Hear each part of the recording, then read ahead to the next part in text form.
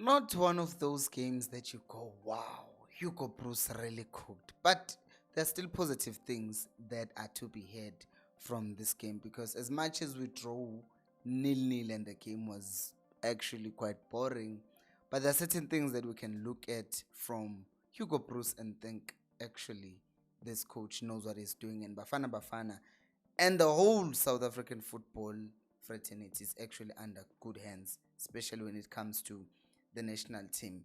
And I just want to start by ranting at Kaizer Chiefs.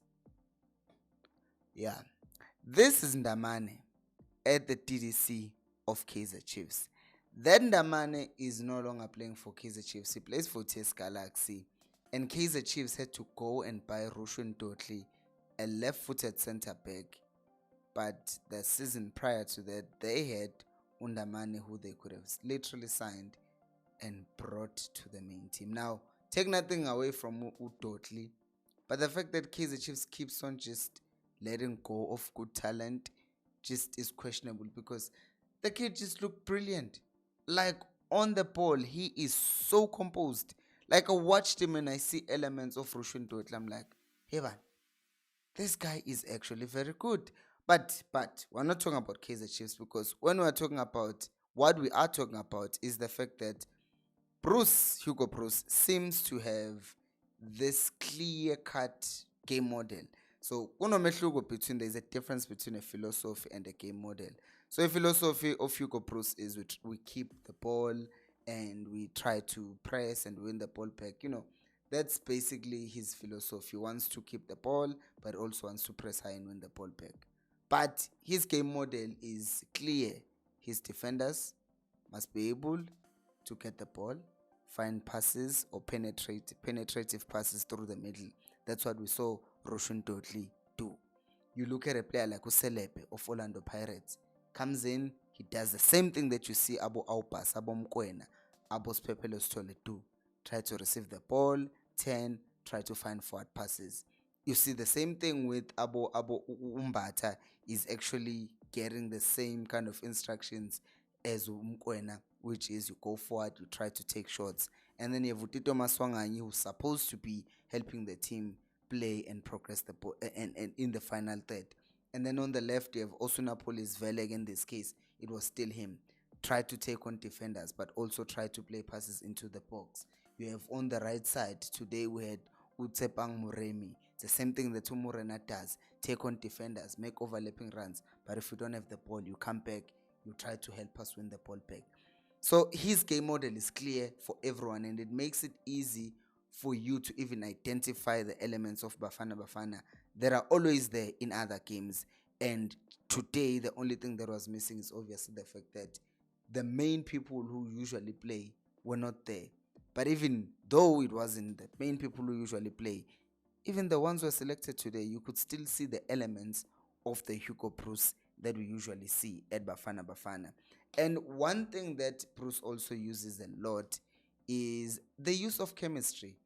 Like you saw that Uslepe, he plays for the Pirates, so he plays him alongside Umbata, someone who has played a few games for Bafana. So he wants to use that chemistry for those players to then be able to connect. Like when you look at even when the mainly Sundowns players are there, Bafana, deservedly so, because, well, they play well. But then on top of that, he knows that they play well together. Although his instructions are not exactly as what Kados or what Rulani or even what Mangoba Mngete told them, but he uses the fact that they understand each other to make them play and gel together. That is why you will see Hugo Broos insisting sometimes on calling back players that people don't necessarily think, this one should be getting called up to Bafana. What's the reason for that?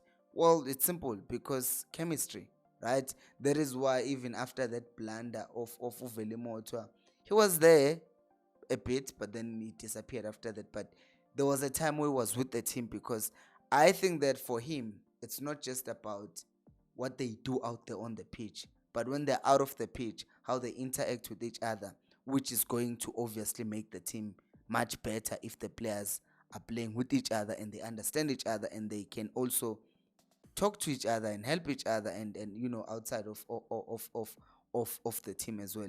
And you can even hear, I think I was listening to Umunare talking about Bafana Bafana and the whole spirit behind the team. And you could see, man, with the way he's talking about all of these guys, there isn't a shred of, yeah, but these Sundowns guys. No, it was like the team, the guys, when we are there, this and that. You can just tell Bruce has done something very special with the Bafana team, that everyone is willing to be a team player and not just for them. And you saw this even with Ronaldo when he came on. I saw a smile on the face of Ricardo Cos. Like Ricardo Cos is being taken off in a friendly. It's a 60-second minute. He's not thinking, ah man, why am I being taken off? I'm playing. I don't even usually play in other games because there's Williams. No, he's genuinely happy for the fact that, okay, someone is coming in. Same thing happened with Williams when he was asking for Orele to be introduced back in Bloemfontein in that World Cup qualifier. These people have been made to be a team and not individuals who are trying to make a name for themselves. And that is something special if you are trying to build a winning team. By the way, if you're enjoying the video, do make sure to subscribe. Another thing I want to talk about is obviously the fact that yabona I was disappointed with the attendance. Ne? But there's always a but. I think that maybe Kev should rethink how we do things. Ne? Because if you look at the Nations League in the previous days, I watched France play Spain yesterday, and then I watched Portugal play Germany. These were called glorified friendlies, the UEFA Nations League, when it started. But it's so competitive. And because it's so competitive, no one wants to lose.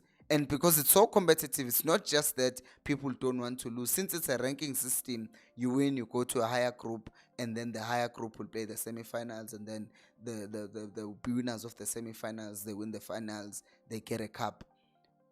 What if we also had our own Nations League? Because I feel like that will increase competition, and it will make sure or ensure that there are no games like the one that we just watched. Because as much as there were elements, but you of okay, this is what we're trying to do, but it wasn't quite there. And the reason why it wasn't like that is because it's not really a competitive match. But on top of that, we know Bafana has not lost a match at home under Hugo Broos. And why is that? Mostly because also the fans are now buying in and they're going to stadiums, and that noise helps the players to kind of be pumped up and play even better than what we saw today.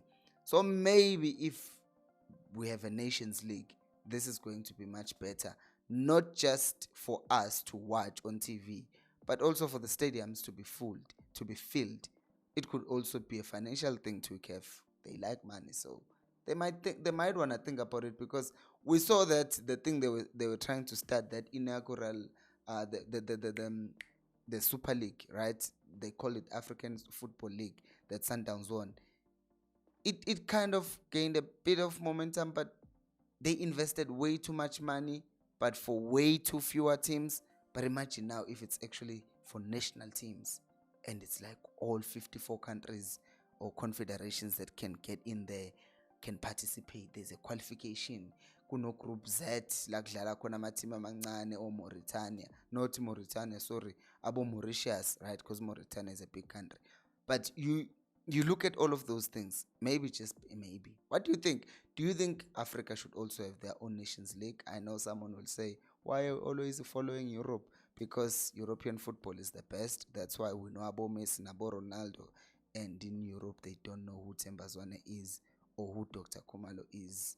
Well, some of them do, but not as much as we know how many players are up there in Europe. So just think about it. Patiga and Zongchela, what did you think of the game, and who impressed you the most in this game? Do let me know down on the comment section below. Check out this video. YouTube thinks that you might like it. Yeah, it's right there.